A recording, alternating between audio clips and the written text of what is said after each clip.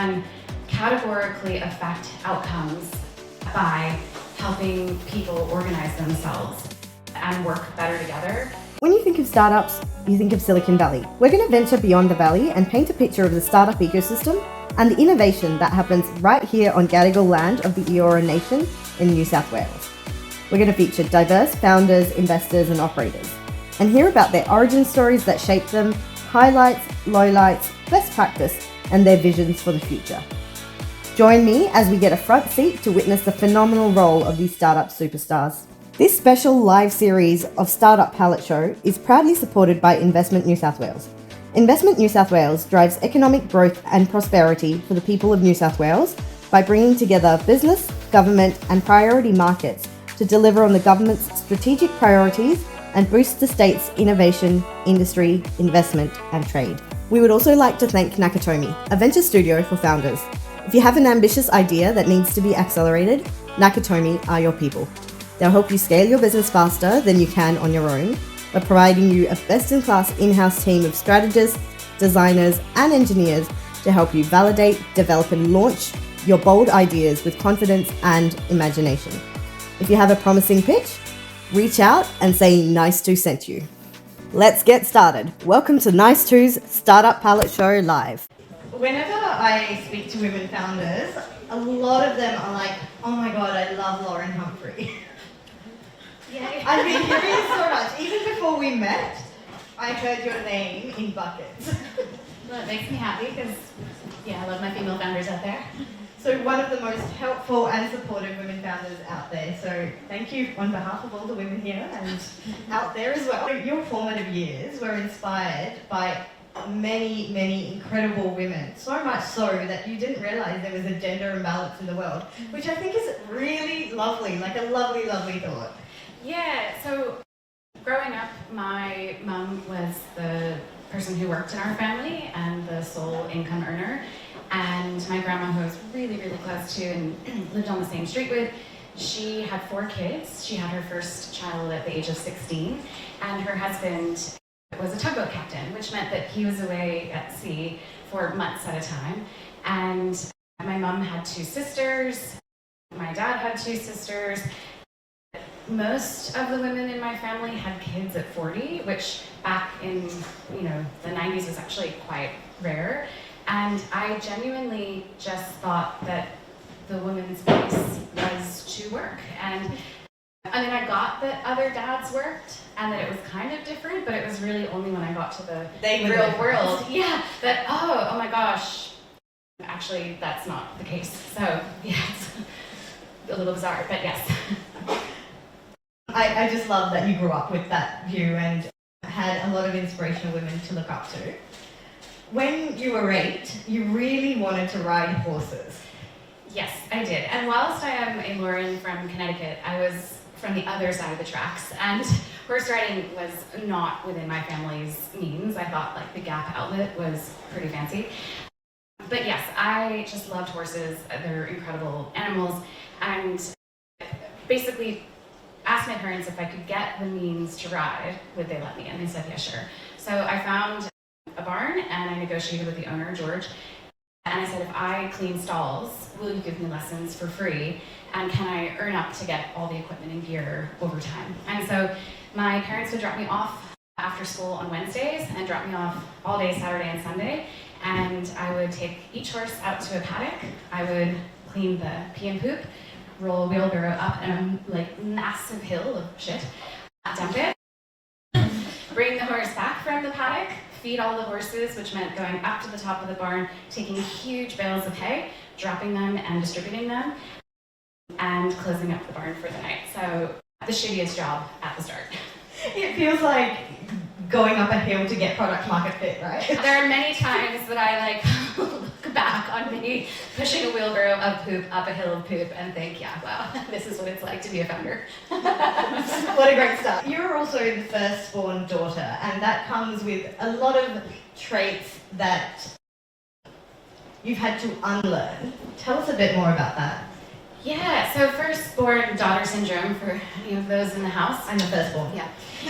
So we can come loaded up with anxiety, perfectionism, and a whole other array of wanting to achieve for reasons outside of ourselves. So I think one of the things that I've had to unlearn is wanting to achieve for reasons outside of myself.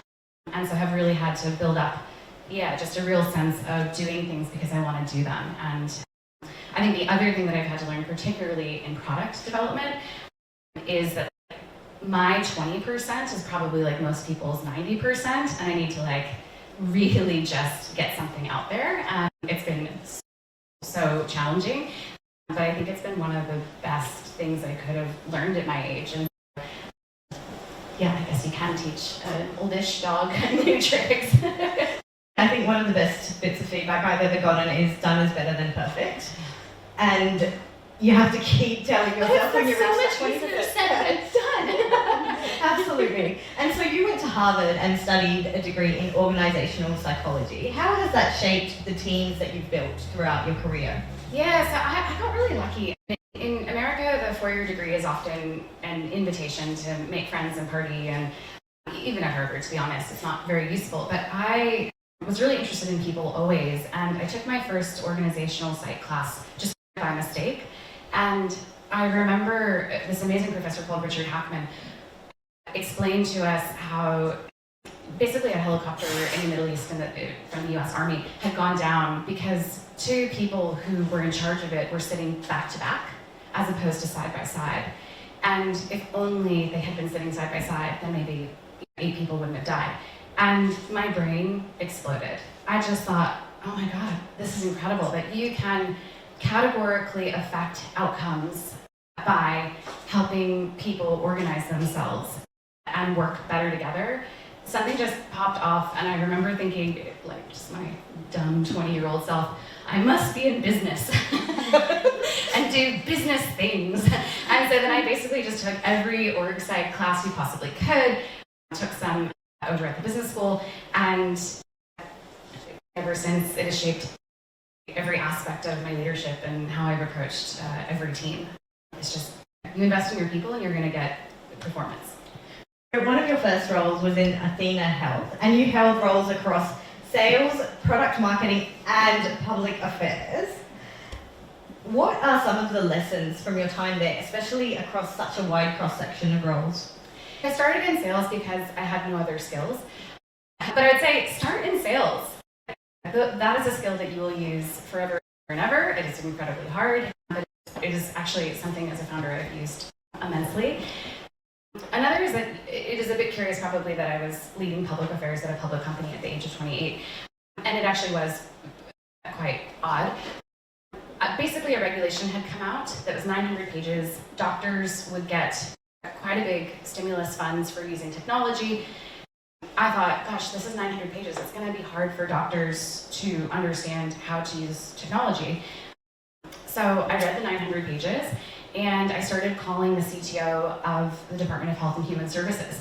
And I just left him messages every day, and just I had some thoughts. It was a very complex regulation, and I thought that this wasn't going to go well. And eventually, after call 42, he called me back and left a message saying, you called me 42 times. Oh my God, I will meet with you. And because our technology and electronic health record was really the only cloud-based one at the time, it turns out he was actually quite interested in the pilot I was running and the data that we could get. And so when he said, would you like to come to DC? I said, I would love to come to DC.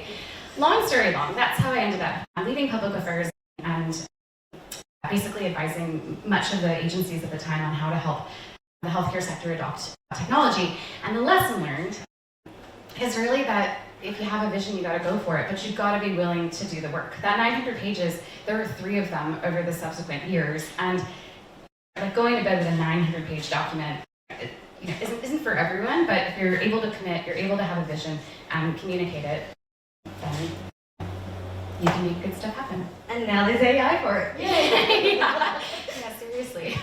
After that, you went to Gusto and built a health insurance arm. So you actually petitioned for it and made sure there was health insurance.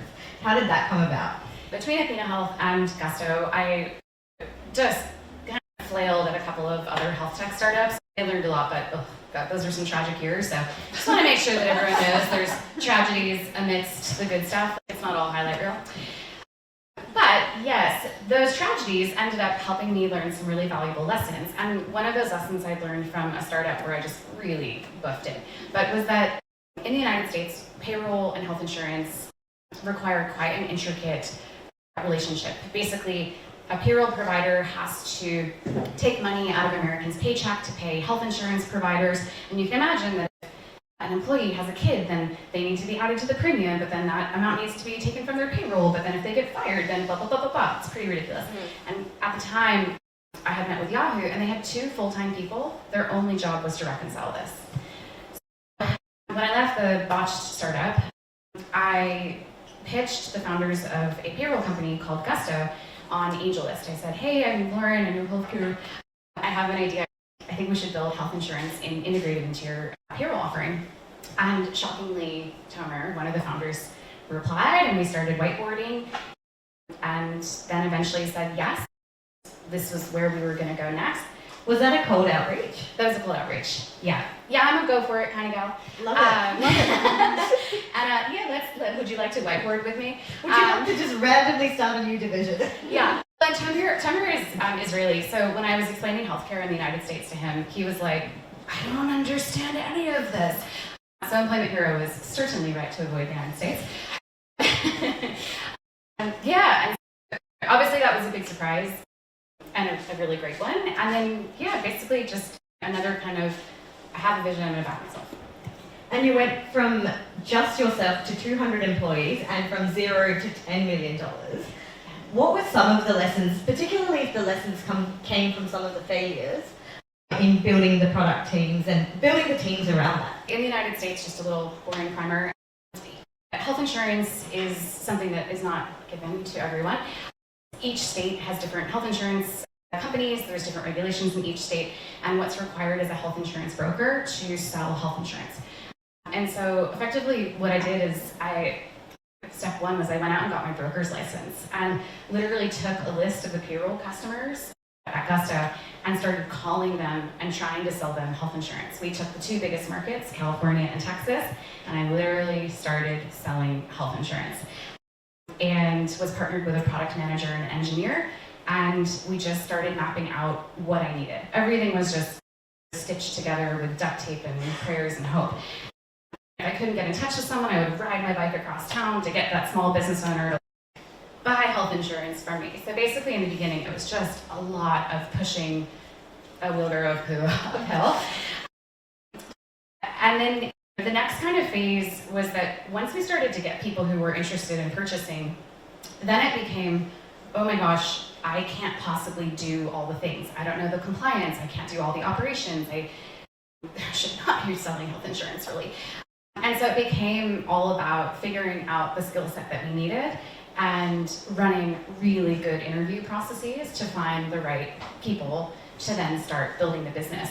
And so it just became, we'd meet every day, the product manager, the engineer, and myself, and we'd say, okay, what do we need next? And then my job would either be to go do it or hire someone to do it. And basically it went in that way, and I just kept replacing myself over and over again. I think I learned a timing to that. It's usually also start recruiting earlier because finding really good talent should take time, and it will take time. It was just that process for a while. And then eventually, as we'll talk about later, I started to become a manager, and that's really when I hit another wall of pain because the humans had a lot of needs, and I was so underprepared for setting them up. I think that's a huge part of scaling, and it's the people side of scaling that actually a lot of people aren't prepared for and comes almost as a surprise. For you being a perfectionist, but also someone with a degree in organisational psychology, how did you put all of that to great use to translate to people? We grew over 3 years from 0 to 200 people and from 0 to 10 million in ARR, whilst the broader business grew from 40 people to 1,000 people and probably like 60, 80 million ARR. So it was like a rocket ship within a rocket ship, so code for insanity. And basically I just got into the habit of thinking about my org structure. Okay, what pockets of skills do I need? Do I have the right skills and humans in those roles? And is everyone now optimized to work at their best? Because the reality is health insurance brokers and salespeople are radically different humans to the customer support people who have to be trained in HIPAA compliance and helping people with health insurance and moms at a doctor's office who doesn't have an insurance card. And so I then had to be really mindful about the goals of each of those teams and also let them build cultures that were right for them. So for my salespeople, it was totally acceptable to have Lauren's shame board. They loved a little shame. If they hadn't filled out their Salesforce shame board. It can be a rough and tumble crew, but basically every week I would challenge them to who could make the most outbound calls. And if anyone on the team made less outbound calls than me, they would go on Lauren's wall of shame. Now, I didn't name it that. The people voted for it to be that. What motivated them, and it got the job done. If I had done that in customer support, I think people would have gone home in tears. There, it was very much about recharging, re-energizing, educating, really talking about the customer and how we could make their lives better. And for each of those teams, again, just really setting really clear goals, letting each of them have some of their own cultures, giving them the kind of water and soil and sun that those plants needed, and then basically every quarter just going back to, okay, now what's the right org structure? What resources do we need? Do we have the right, basically flying formation? I stopped calling it an org structure and just flying formation because we were moving so quickly and people get attached to structure.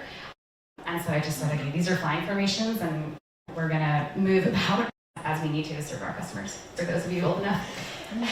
And so at BrightWheel, you led the customer success team, and there it was an even more rapid scaling journey where you doubled year on year. What was that like, and how did you translate some of the Gusto experience to BrightWheel? Yeah, so BrightWheel is a company that helps early education centers and daycares manage their programs and communicate and coordinate with parents. And I ended up at BrightWheel because I had my first child in 2018 and fell in love with the app that his daycare was using. And so I'd written them to say, I'm in customer success, you seem to be growing, just let me know whenever I can help. And that's how I ended up there. Such a pattern. I learned so many of the lessons that I learned at Gusto I got to bring over to BrightWheel. And I think one of the things that really kicked my butt is every culture is so different. It was really a shock to have built something at Gusto and think, okay, yes, let's do it again, and realize, no, this is just a completely different set of problems, different set of people. And so there's a lot of talk about the concept of first principles problem solving. I'm a really big believer also in first principles people skills. When I first got there, I spent a lot of time listening and understanding what's important to the founder, spending a ton of time with our customers, understanding what was important to them.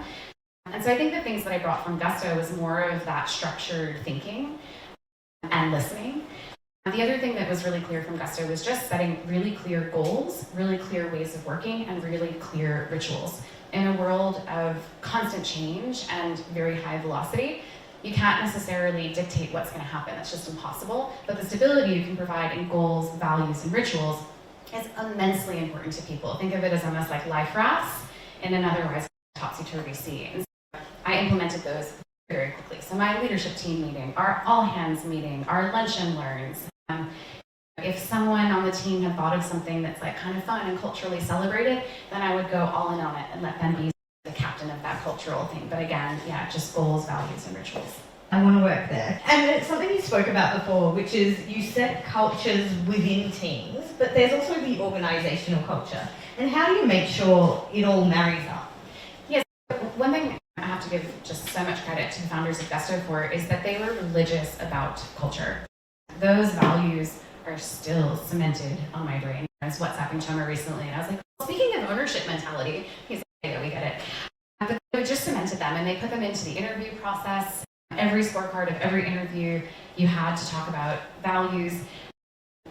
There were awards for values. So basically, it just reinforced over and over again these values, which dictate how we work, how we make decisions, how we interact with each other and customers. I think that that's how you can have both a really strong organizational set of values that also then allows different teams to have their special flavor. So I think just just being really clear and keeping things simple organizationally is the key, because then all the fun kind of happens when teams have their special flavor. And so I think, just being so strong kind of creates that freedom for teams. Freedom within the framework. And what led you to start Mintable and Tandem? The Mintable, it helps people managers by giving them training, tools, and support so that if they succeed, then teams and businesses do. And Tandem is a Slack co-pilot that helps employees and managers give one another quality, continuous feedback. So you can probably see a pattern. There are some themes here. I am consistent, if nothing else.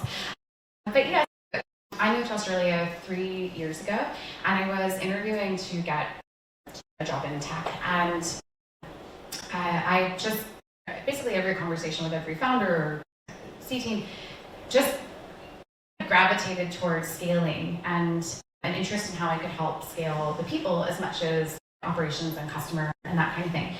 And I think it was just seeing just such similar patterns and signs and symptoms of under-equipped people managers and underinvestment in soft skills here, as I had seen in the US. It just really got me.